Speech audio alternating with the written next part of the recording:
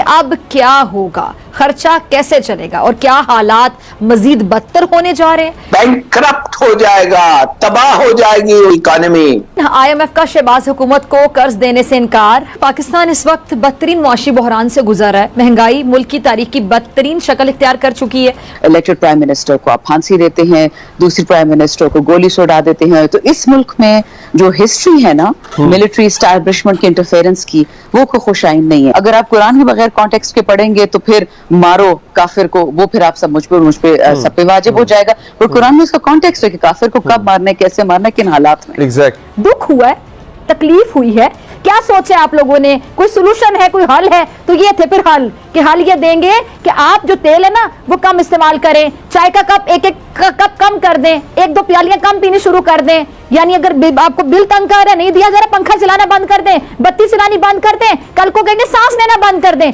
जीना ही बंद कर दें। कौन लोग हैं आप लोगों को तो बस नहीं चलता। आप लोग अवाम को जिंदा जमीन में दफन कर, पेट्रोलियम मसनूआत, घी, तेल सब कुछ महंगा हो गया। सवाल इस बात का आने वाला है कि पाकिस्तान की रियासत जो है उसको बचाया जाए या नहीं बचाया जाए, क्योंकि अब जो पोजीशन आने वाली है उसमें पाकिस्तान की रियासत की बका का माशी खतरा मौजूद नजर आ रहा है मुझे, कि पाकिस्तान की रियासत जो है वो माशी बका की जंग लड़ रही है। और पाकिस्तान की रियासत जिन लोगों के हाथ में है माशी तौर पर, वो लोग मामले पे सीरियस नहीं हैं। तो अब रियासत को किस तरह बचाया जाए, क्योंकि मैं ये देख रहा हूं कि जिस तरह से या जिस सोच से ये लोग काम कर रहे हैं उसमें तो मुझे ये नजर नहीं आ रहा कि ये पाकिस्तान को डिफॉल्ट से कैसे निकालेंगे। और हम तेजी से डिफॉल्ट की तरफ बढ़ रहे हैं। मैं कभी नहीं चाहता कि पाकिस्तान डिफॉल्ट में जाए, और मैं हमारी पूरी कोशिश होगी कि हम डिफॉल्ट में नहीं जाने दें। मगर मसला ये हो गया है इस वक्त कि रियासत और सियासत में टकराव है और सियासत खत्म हो गई है एक्चुअली। जैसे आप चाहे मेरी बात माने या नहीं माने कि पाकिस्तान में सियासत को कोई सीरियस नहीं ले रहा। मतलब वो ठीक है, आप काम करते रहे, असेंबली में तकरीरें करते रहे, बयानात देते रहे, बातें करते रहे, उसकी कोई हैसियत नहीं है पाकिस्तान में इस वक्त। तो रियासत जो है पाकिस्तान की, वो उसका ताल्लुक अवाम है, उसका ताल्लुक रियासत की अपनी बका है। अवाम को ये नजर आ रहा है कि पाकिस्तान में आगे महंगाई, आगे हमारा ग्रोथ रेट गिरने वाला है। नाज़रीन, रूस के यूक्रेन हमले के बाद अमेरिका और यूरोप ने पलटकर भरपूर वार किया। एक लम्हे को यूं महसूस हुआ रूस पर अमेरिकी और यूरोपीय पाबंदियों के बाद रूसी मईशत औंधे मुंह गिर जाएगी। मगर इसके बाद जो सूरत हाल उभर कर सामने आ रही है वो हैरान कुन है। हालिया पेशरफ्त में घुटने टेकते हुए अमेरिकी महकमा खजाना ने जनरल लाइसेंस जारी करते हुए तेल और गैस की खरीदो फरोख्त के लिए रूसी बैंकों के साथ लेन देन की इजाजत देने का ऐलान किया। दूसरी जानिब पाबंदियों के बाद रूसी करेंसी संभल कर दुनिया की बेहतरीन परफॉर्म करती करेंसियों में अपना शुमार करवा चुकी है। यह सब हुआ कैसे, यह समझना बहुत अहम और दिलचस्प है। अमेरिका ने पाबंदी लगाते हुए रूस को बैनुल-अक़वामी अदायगियों के अपने निजाम स्विफ्ट से निकाल दिया था। यानी जो बैरून मुल्क खरीदार रूस से तेल और गैस खरीदते और बराह रास्त अमेरिकी अदायगियों के निजाम स्विफ्ट से अदायगी कर देते, अब उनके लिए यह सब नामुमकिन बना दिया गया। लेकिन रूसी सदर 2014 में यूक्रेन पर हमले के बाद से ये बात समझ चुके थे कि रूस के साथ ऐसा हो सकता है। इसलिए 2014 के बाद से बैनुल-अक़वामी अदायगियों के लिए रूस ने चीन के साथ मिलकर अपनी अदायगियों के लिए मौजूद निजाम को बेहतर बनाना शुरू कर दिया था।